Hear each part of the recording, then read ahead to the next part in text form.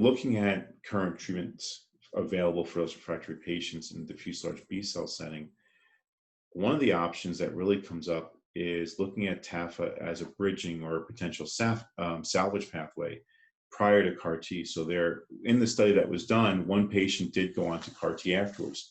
So that really brings into light, will this be used as a bridging pathway again and go into CAR T for patients who may not be eligible? So therefore, allowing patients who initially may not have been eligible to now be eligible. And actually that was seen not only with CAR T, but patients also went on to auto and allo based in the LMIND study as well. So that really kind of set up a patient to have a potentially better outcome from treatment in addition to it.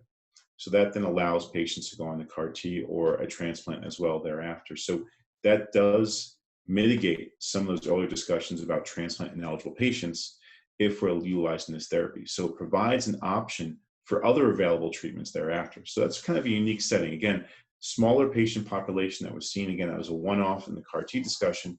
But I think as we start to see more of this being utilized once approved, that will then only allow increased access to other therapies if we can convert some of those patients to transplant eligible in this situation as well.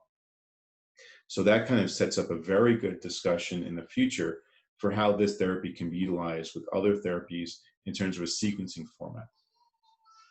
Moving on to these discussions about how TAFA is going to change the market, really for our patients in the non-Hodgkin lymphoma setting, diffuse large B-cell setting, is looking at the evolution of new studies coming on board. We know the B-Mind is being looked at. We've seen discussions and also the utilization of the R-CHOP or the combination with R-CHOP as well early on for frontline settings. So we may see this not only be utilized with other combination therapies right now as the number of clinical trials increases with this therapy, but also the discussion on first-line utilization will be critical.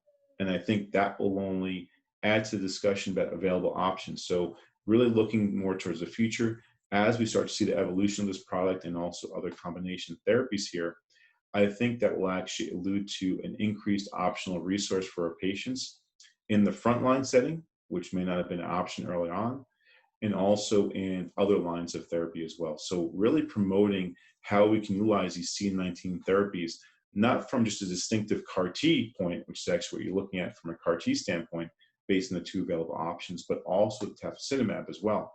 So this is really going to change the paradigms of treatment, change the option numbers as well, but also maybe look at pathways for development on what promotes the best outcomes for treatment too.